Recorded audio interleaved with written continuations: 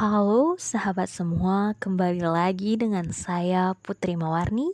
Di sini kita akan membahas tentang identitas manusia Indonesia dalam sudut pandang filosofi pendidikan Indonesia.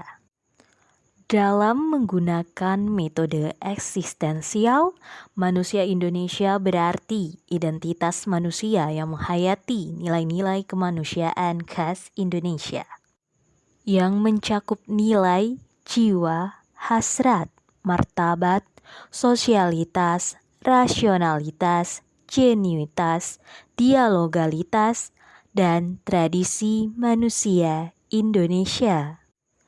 Dalam memperkuat identitas manusia Indonesia, ada 3 hal hakiki yang layak ditegaskan sebagai nilai kemanusiaan khas Indonesia. Yang pertama, manusia Indonesia lahir, hidup, dan berkembang dalam berkebinekaan tunggal ika. Seperti yang kita ketahui, manusia Indonesia memiliki suku, agama, ras, dan kepercayaan yang berbeda-beda.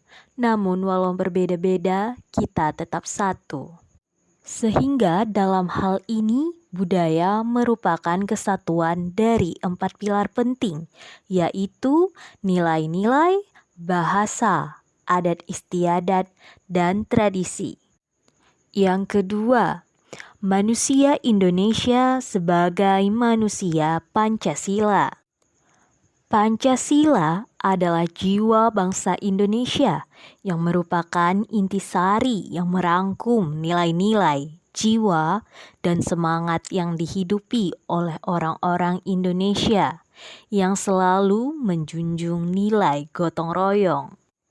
Yang ketiga, manusia Indonesia sebagai manusia religius. Setiap manusia Indonesia memiliki kepercayaan atau keimanan dari hati mengenai Tuhan yang mereka percayai. Seperti yang kita ketahui bahwasanya di Indonesia memiliki kepercayaan atau agama Islam, Kristen, Katolik, Konghucu, Hindu, dan Buddha. Walaupun manusia Indonesia memiliki keyakinan yang berbeda-beda, tetapi tujuannya satu dalam Indonesia, yaitu kesatuan dan perdamaian Indonesia. Identitas manusia Indonesia ini sangat berpengaruh dalam pendidikan Indonesia. Pendidikan sendiri dalam bingkai keindonesiaan merupakan penegasan kesederajatan martabat manusia Indonesia untuk mengikis dominasi mayoritas dan minoritas dan berbagai bentuk gerakan yang memecah persatuan bangsa. Pendidikan itu tidak cukup hanya membantu untuk memahami keberagaman, tetapi bagaimana cara untuk menerima keberagaman menjadi sebuah kesatuan. Sehingga pendidikan merupakan proses untuk melestarikan keberagaman, menemukan nilai-nilai yang menyatukan keberagaman, dan melawan segala bentuk yang merongrong kekacauan. Pendidikan sendiri harus menjadi praksis hidup bersama yang saling peduli, mengasihi, menghargai, dan bukan saling mengalahkan dalam semangat kompetisi. Pendidikan religioalitas sendiri merupakan pendidikan yang paling penting untuk memberikan dasar spiritualitas dan humanisme, karena demokrasi sendiri tidak pernah mempunyai pengertian yang tunggal. Sehingga guru-guru religi di sini berperan dalam menjelaskan makna Pancasila dan berkebinekaan tunggal ika dalam dunia pendidikan dan identitas bangsa Indonesia.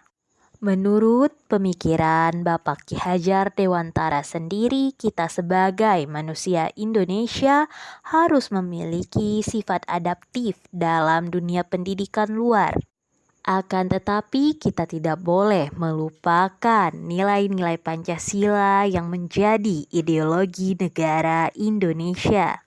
Sehingga dalam dunia pendidikan Indonesia, kita harus memunculkan karakteristik nilai-nilai Pancasila.